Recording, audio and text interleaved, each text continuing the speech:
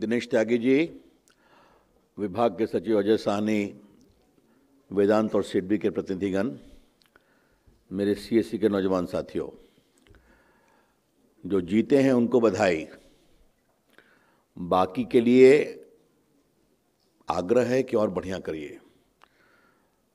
आज मैंने दिनेश से पूछा कि हमारी बेटियां क्यों नहीं है, तो बताया कि कंपटीशन होता है तो जो टॉप पर आते हैं उनको दिया है। तो दिनेश, मेरा निर्देश है कि बेटियों के लिए एक अलग से सिस्टम बनाइए। जो बेटियां अच्छी करती हैं उनके लिए भी पुरस्कार होना चाहिए। याद करिए, हमारी आपकी बातचीत 14 से हो रही है, जब मैं इस विभाग का मंत्री बना था। आज 4.5 साल हो गए। क्या खोया, क्या पाया, क्या हासिल किया, ये चर्चा करने की इच्छा होती है। मैं कई विभागों का मंत्री रहा हूं। मेरा एक काम करने का तरीका है। बाकी तो सरकार अपनी रफ्तार से चलती है। मैं सरकार के पूरे सिस्टम को समझकर उस विभाग का कुछ प्रायोरिटी में पिकअप करता हूं कि इसको मैं प्राथमिकता में लूंगा। और जब मैंने सीएससी, उस समय शायद 83,000 थे, कहीं चल रहे थे, कहीं नहीं चल रहे थे, हमने कहा इसको जीवित करूंगा, क्योंकि गांव गरीबों के लिए मेरे मन में बहुत दर्द है और हमारे प्रधानमंत्री को और भी ज़्यादा है। और ज़माना टेक्नोलॉजी का है, तो कहा कुछ ऐसा करेंगे कि गांव के बीच हम जाकर टेक्नोलॉजी के माध्यम से और जुड़ सकें। और आप हमारे हथियार बने, आप हमारे प्लेटफॉर्म बने। 4.5 साल में अगर 83,000 से हम 3,05,000 पहुंच गए, और अगर हम 2,05,000 ग्राम पंचायत में हैं, तो ये यात्रा अपने आप में बहुत संतोष देती है। और मेरी इच्छा है कि आने वाले कुछ वर्षों में हमारी कोशिश होगी कि जो भी देश के लगभग 2.5 लाख ग्राम पंचायत हैं, हम सब जगह पहुंच जाएं। आज देखिए क्या बदलाव आया। मैंने कहा था ना, मैं तुम्हारे पीछे खड़ा रहूंगा, तुम अपने विश्वास को कभी नहीं तोड़ो। आज प्रधानमंत्री जब भी विदेश जाते हैं तो आपको मालूम है वहाँ पर वो हिंदुस्तानियों से बात करते हैं कि हमने देश को कैसे बदला है। आजकल वो कॉमन सर्विस सेंटर की भी चर्चा करने लगे हैं विदेश में कि ये भारत को बदलने वाले। मैं तो दुनिया में करते ही रहता हूँ। अभी 2 महीना पहले मैं अमेरिका गया था, सिलिकॉन वैली में, सैन फ्रांसिस्को में। तो मेरे कई जगह भाषण हुए 3 दिन में।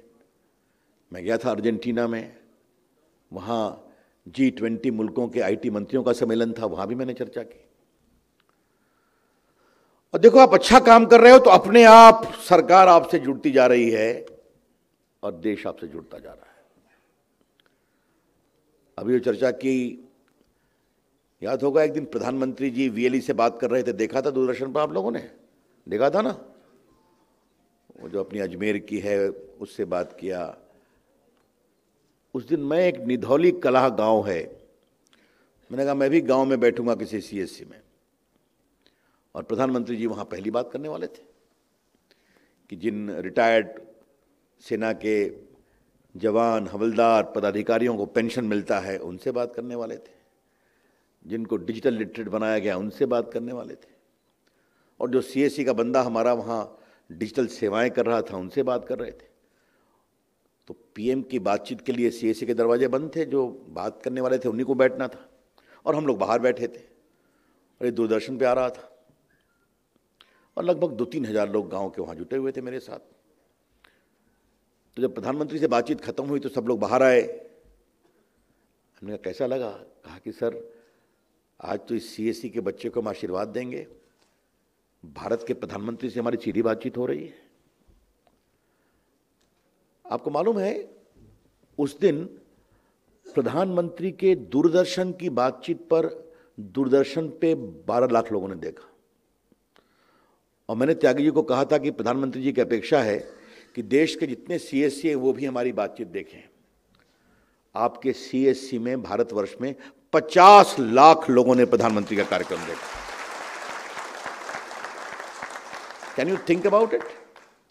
50 lakh people sitting in various CSCs around the country, watching the Prime Minister talk to the common people, जिनकी सेवाएं आप देते हैं।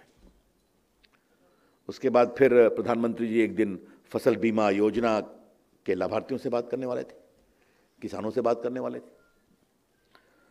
तो उनका निर्देश आया कि रवि को बोलो कि मैं चाहूँगा कि कॉमन सर्विस सेंटर के मंच पर भी किसान उपलब्ध हों। मैंने त्यागी जी से कहा आगे बढ़िए। लगभग 30 लाख किसान बैठे हुए थे देश भर में, कॉमन सर्विस सेंटर के प्लेटफॉर्म पर प्रधानमंत्री जी की बातचीत देख रहे थे। और अभी एक तीसरा कार्यक्रम हुआ जिसकी चर्चा विभाग के सचिव अजय साहनी जी ने आपसे की। आपको मालूम है हमारे मोदी जी नए नए तरीके से देश को जागृत करते हैं। मैंने एक बात पहले भी कही थी आपके सामने, देश जागता है, जगाने वाला होना चाहिए। उन्होंने कहा कि भारत के आईटी के क्षेत्र में बहुत काम हुआ। देश भर आपको मालूम है कि छोटे शहरों में बीपीओ का कार्यक्रम लेकर के हम लोग आए थे। आज भारत के लगभग 150 स्थानों पर,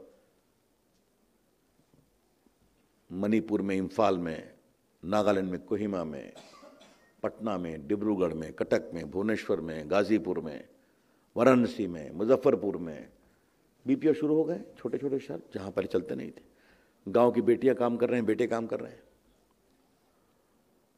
तो प्रधानमंत्री ने कहा कि भारत के आईटी के लोगों ने दुनिया में नाम कमाया है, भारत में नाम कमाया है, पैसे भी कमाए हैं। अब उनको हम समाज से कैसे जोड़ें? मैं से हम,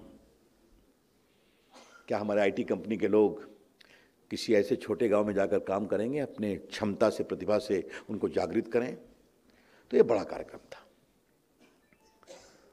तो प्रधानमंत्री जी का एक निर्देश मिला कि आज जब मैं इन लोगों से बात करूं तो टीवी तो दिखाएगा, लेकिन हम चाहते हैं मैं इनसे बात करूं, इनको प्रेरित करूं समाज के लिए, देश के लिए।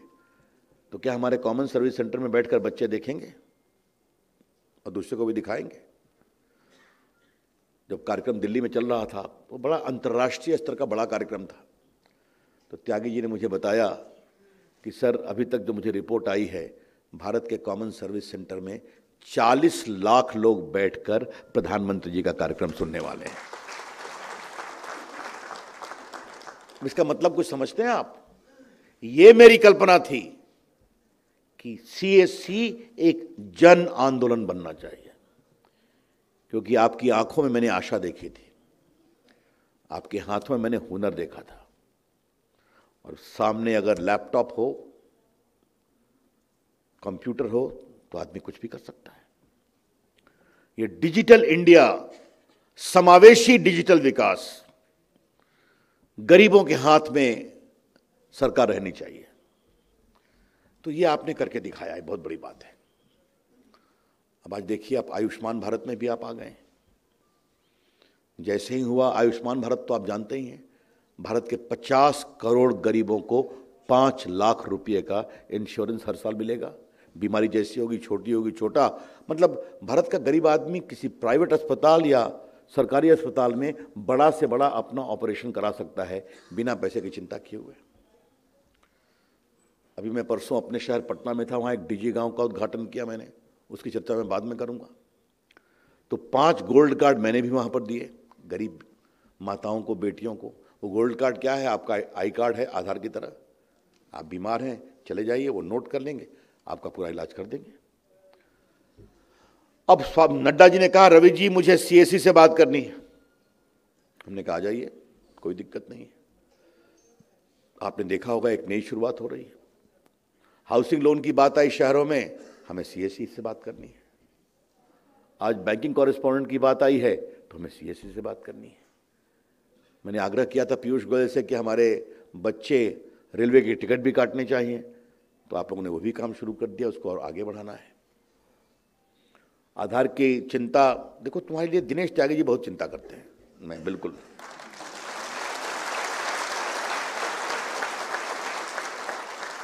मतलब सही माने में बताऊं तो अजय साहनी हमें तंग किए रहते हैं कि ये बच्चों को ये कर दो, बच्चों को ये कर दो। तो एक प्रकार से दिनेश त्यागी जी सीएससी को अपना परिवार मानते हैं। मुझे बहुत खुशी होती है इस तरीके से वो काम करते हैं। आधार के लिए मुझसे बहुत इसे लड़ रहे हैं वो। अब आपको मालूम है सुप्रीम कोर्ट कुछ फैसले आए हैं, कुछ बाकी आई हैं, लेकिन आपको मैं इतना ही कह सकता हूं कि अजय साहनी बैठे हैं, मैं आपके सामने खड़ा हूं, हम दोनों मिलकर आपके लिए आधार का एक रास्ता निकालेंगे। संयम रखो बस।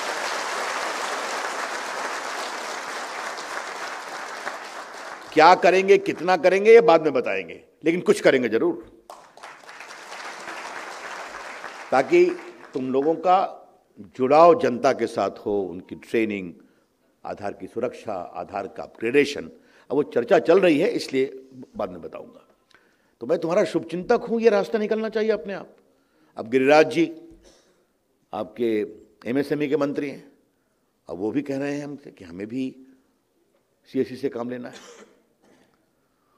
और आप देखो जिस तरह से डिजिटल पेमेंट में आप लोगों ने बढ़ोतरी की है, आधार पे में आपने काम किया है, कमाल का काम किया।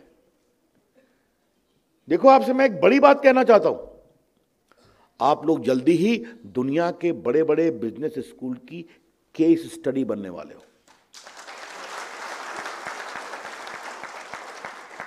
बड़ी बड़ी कंपनियां, अब देखो अब 1 लाख टेलीमेडिसिन हो गया होम्योपैथिक का, आज वेदांता बैठे हुए हैं। आगे से देश के बड़े बड़े डॉक्टर वेदांता में हैं। डॉक्टर नरेश त्रिहान हमारे मित्र हैं, दुनिया के बड़े डॉक्टर हैं। अब वो काम भी शुरू हो जाएगा। मेरी इच्छा क्या है कि किसी को कोई परेशानी हो, भाई सीएससी के पास जाओ, कोई रास्ता निकालेंगे। अब कानून मंत्री के रूप में हमने एक और बड़ा काम किया है, उसको आगे और विस्तार करेंगे। हमने कहा सीएससी के माध्यम से गरीबों को कुछ न्याय मिलना चाहिए। तो प्री लिटिगेशन एडवाइस, ये क्या होता है? केस करने के पहले, भैया ये मामला हो रहा है, मैं बहू हूं, मुझे घर में बहुत तंग करते हैं, या हमारा पटवन का पानी की समस्या है, या तहसीलदार साहब हमें ये तंग कर रहे हैं, इसमें हमारे लिए कानूनी रास्ता क्या है? What is the legal way out? तो 11 राज्यों में हमने शुरू किया कि एक वकील बैठा रहता है, वो जो नालसा के वकील हैं वो आपके सामने आ जाएंगे, उनसे आप कांटेक्ट कर लो, अपनी समस्या बताओ और आपको कानूनी सलाह मिल जाएगी। जैसे आपकी तबीयत खराब होती है तो आप होते हो ना कि भाई डॉक्टर साहब आज बुखार लग रहा है, क्या कर लूँ? एक क्रोसिन खा लीजिए। तो क्रोसिन आपने खा लिया, थोड़ा बेटर फील करते हैं, लेकिन रोग गंभीर है तो डॉक्टर के पास जाइए। तो उसी प्रकार से आपको प्री लिटिगेशन एडवाइस मिलता है। अभी तक 44,000 लोगों को कॉमन सर्विस सेंटर से ऐसी कानूनी सलाह मिल चुकी है, ये मैं आपको बताना चाहता हूं। ये जो स्त्री स्वाभिमान आगे बढ़ा, ये मेरे मन में सोच आई थी। और त्यागी जी को मैं कुछ कहता हूं तो समझते हैं कि अगर सर कह रहे हैं तो इससे कुछ अच्छी चीज निकलेगी। मैं गांव में बहुत घूमता हूं पार्टी के काम से। आज तो मैं इसलिए आपके बीच हूँ, राजस्थान मुझे चुनाव प्रचार करने जाना था, अब कल परसों जाना है, इसलिए मैं आपके बीच में हूँ। अच्छा लगा मुझे भी। उसके पहले मध्य प्रदेश था, फिर छत्तीसगढ़ था। लेकिन मैं कोशिश करता हूँ कि गांव में देश कैसे चल रहा है इसको समझने की कोशिश करूं। तो हमने देखा कि शौचालय मोदी जी की अगुवाई में बहुत बने। आप एक नंबर याद रखना कि 47 से 2014 तक, 15 अगस्त 1947 से 26 मई 2014 तक जब नरेंद्र मोदी की सरकार आई, देश के गांव में 6 करोड़ 25 लाख शौचालय बने। अरे रुको रुको रुको, और 26 मई 2014 से आज तक 9 करोड़ 25 लाख शौचालय बने हैं। आप बात समझते हो? काम होता है तो ऐसे होता है। तो शौचालय है, बेटियों के स्कूल में है, तो ड्रॉप आउट तो कम हो गया। लेकिन मैंने देखा कि जब मासिक धर्म से हमारी बेटियां और बहनें परेशान होती थी तो उनको दिक्कत होती थी, ड्रॉप आउट पड़ता था। हमने कुछ रास्ता निकालेंगे, तो स्त्री स्वाभिमान वहां से निकला कि क्या हमारे कॉमन सर्विस सेंटर में बैठ के गांव की महिलाएं लो कॉस्ट सैनिटरी नैपकिन बना सकती हैं।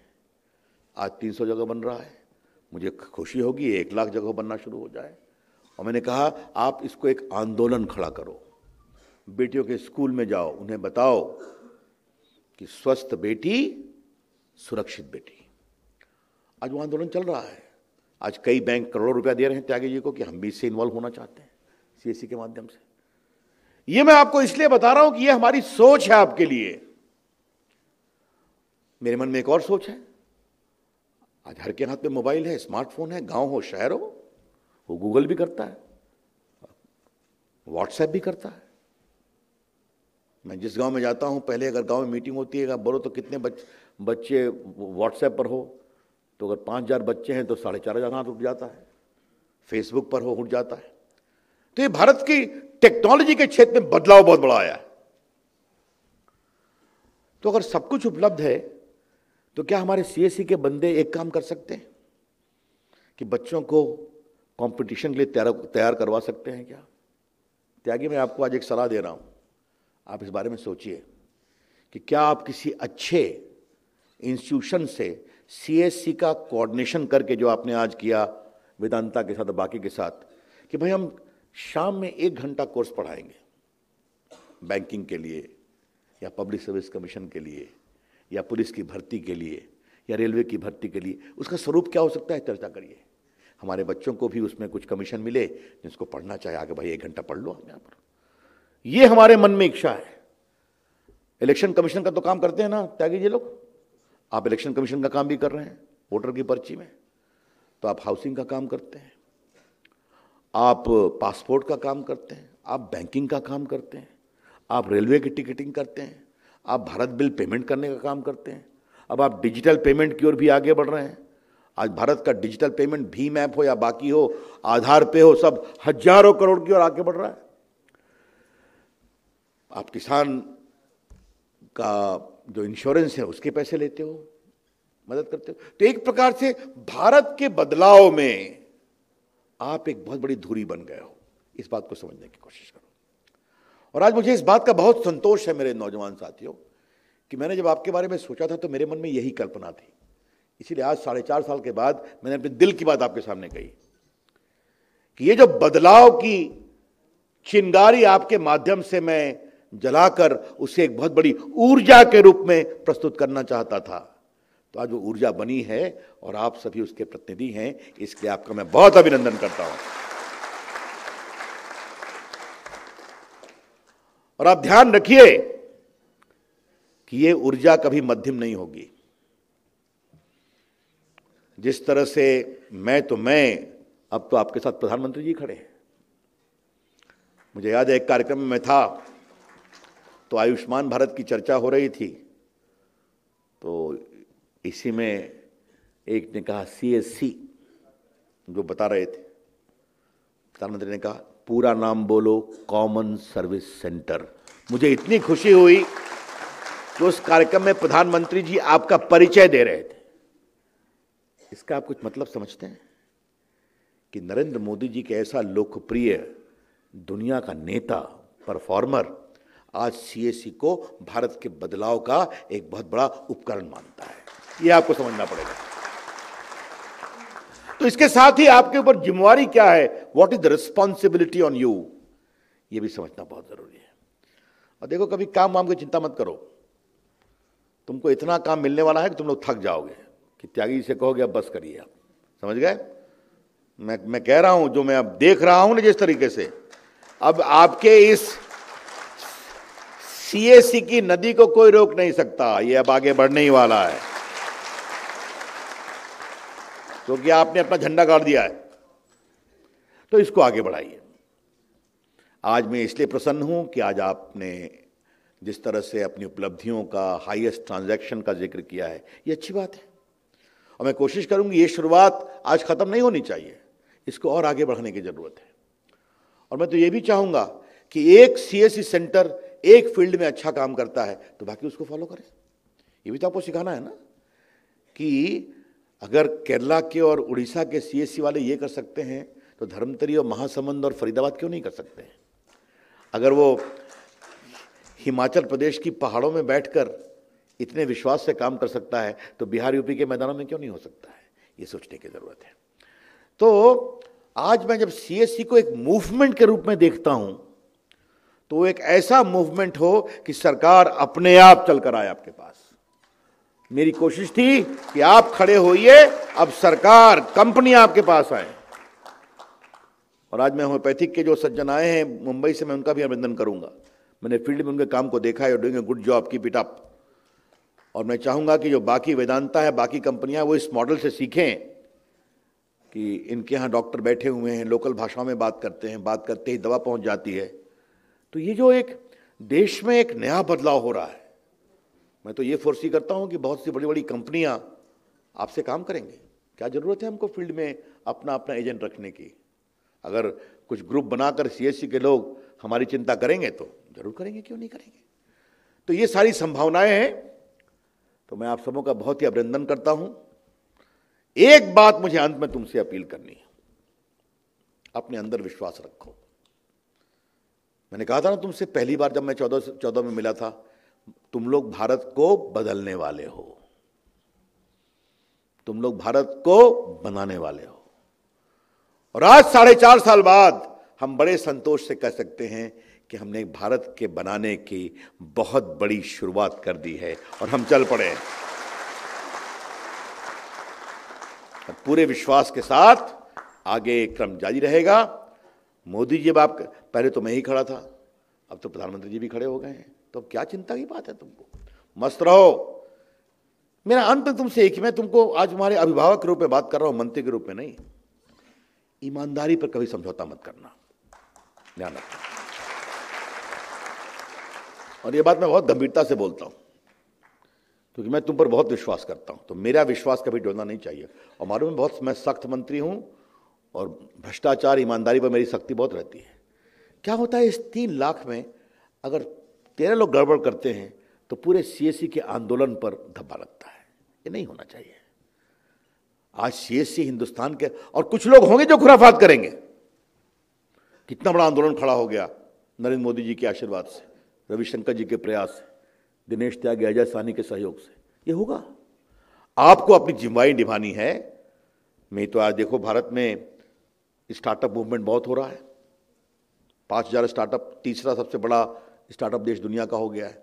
मुझे तो इस बात की पूरी उम्मीद है कि आप में से बहुत लोग स्टार्टअप निकलोगे और लाखों का पुरस्कार जीतोगे अपने स्टार्टअप के लिए।